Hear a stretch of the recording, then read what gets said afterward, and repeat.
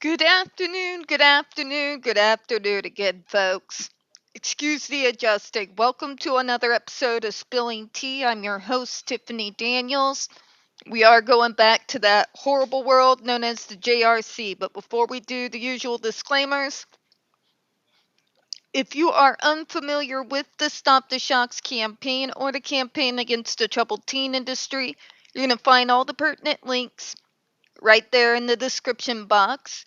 Please, in particular, take note of the article written by NeuroClastic, a small non-for-profit started by autistics for autistics. In it, they interviewed over 800 ABA professionals in regards to the JRC's so-called behavior modification program. The Judge Rotenberg Educational Center doesn't want you to read that article so much. They threatened NeuroClastic with a defamation lawsuit if they did not remove it from the website. NeuroClastic refused, so you know the drill. Please read the article. Share on all your social media. Also included is NeuroClastic's public statement in regards to the defamation lawsuit threat, as well as a link to their GoFundMe. We are crowdfunding just in case the JRC ever actually does see through with their threat. Trigger warning 1. When we discuss places like the Judge Rotenberg Educational Center or Agape Boarding School for Boys, you're going to hear vivid descriptions of, cough drop, and clips or surveillance footage of people with mental health issues and disabled people being tortured and abused. If you got young children present, please make sure to use your headphones. Trigger warning 2. This channel is marked not for kids for a reason. We use profanity on occasion and speak on dark subjects. If your child is 16 and younger and they are watching this, very obviously, parental supervision is very much advised, alright? Okay, where we left off last night. Cost to the government. Allow me to say again, boo-hoo, allow me to play the world's smallest violin. Because if Massachusetts had done the right thing and banned this place and closed it down a long time ago, we wouldn't be in this situation. They helped create the situation.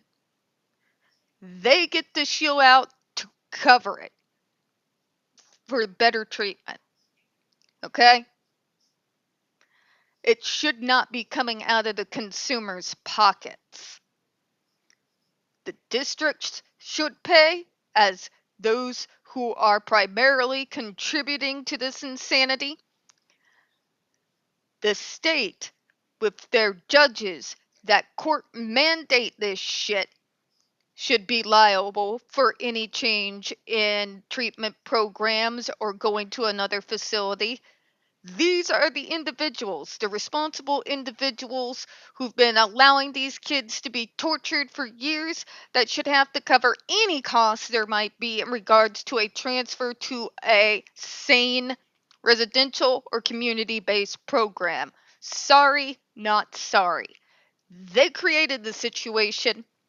They get to pay the fallout and clean up their own mess. Not even remotely sorry. The fact that it is even mentioned by the FDA at all that the individual themselves have to cover some of that cost infuriates me. It's penalizing them again based off of their own torture. It's not right. You know what I'm saying? It is not right. Not at all. They did not consent to this treatment. Nobody cared about what they thought about their own treatment program. And now you're going to have to make them cover at least some of the cost to switch them to a sane program? No. I think those who should be shilling up the bucks for any of those transfers should be the court judges of Massachusetts who contributed to this insanity, the JRC themselves, and the school districts that colluded to create this insane, torturous mess. And I'm not even remotely sorry. Those kids should not be charged a single dime. Not one dime. But let me continue, shall we? Many of the individuals have the cost of care paid by their state or local government, which is, remember how I told you guys things work out here. A good majority of the programs are funded through Medicaid and Medicare, which is a kind of a large program hole that a lot of us fall through, because a lot of us who are autistics, more like myself, literally can't get onto things like Medicaid because we're considered too high functioning. But regardless, for the programs out here, a good majority of those treatment programs are funded through Medicare and through Medicaid. The only place out here that actually takes like employer insurance would be Burl, hence why I've been with Burl so long. But yeah, I'm getting off topic. Let me jump right back in. Although uncertain, the ban of this device could affect the expenditure of governments that pay for the care of affected individuals. If the cost of treating each individual without the device is higher than the cost of using the device on each individual, government expenditures could rise. And if the cost of treating each individual without the device is lower than the cost of using the device on each individual, government expenditures could fall. We do not have payment data to determine the cost burdens for each individual. We request data and comment on this matter. Again, allow me to say, I don't care.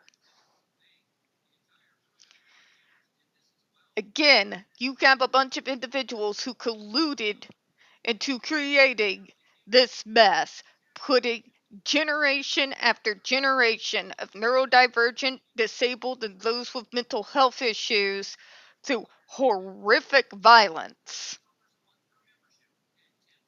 The kind of violence that we would protest if it was being done to war criminals. I have no sympathy, absolutely no sympathy that the Massachusetts government itself, as well as other entities, will have to fork over to change residential programs. Not even remotely. Not even close. In fact, I should say that the JRC and the Massachusetts courts and the school districts that have created this horror to be perpetrated off of numerous folks should fork 100 goddamn percent of the cost of transitioning to another program. Point blank, period. Okay?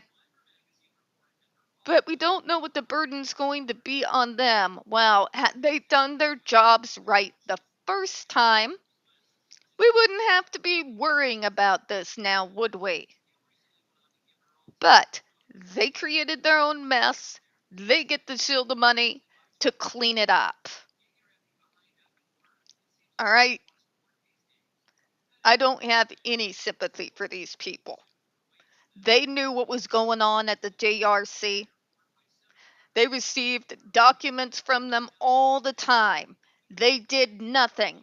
In fact, they have closed down any challenge to that 1986 goddamn consent decree every single time it has been challenged. So I don't care if it is a burden to them. They created the burden, they get to deal with the fallout. Those kids should be charged absolutely nothing. It disgusts me. Disgusts me that that would even be a part of the final rule, that the individual might have to fork some additional dough out to transition into another program. You are re-victimizing them. Do you understand that? You are penalizing them for the JRC's barbaric treatment program. That is insane. Point blank. Point blank. Now, I know legally the FDA has to go through all this. They have to be talking about costs in regards to when the rule is finally finalized for good. I understand that. But reading through it absolutely infuriates me. You know what I mean? It would infuriate anyone that even had half a heart. I do hope that there is a way that will be found so that these kids don't have to pay any money to be transferred to a sane program when that's what should have happened in the first damn place. We're going to go ahead and close on that, folks. We don't get very many views on this channel. The few we do get do tend to get removed from time to time. You know the drill. Please don't forget to hit the like button, hit subscribe, and please don't forget to hit the comments. I appreciate your time. And as always, folks, we here at Spilling Tea hope you have a good one. I'll see you all in a few minutes. Bye-bye, everyone.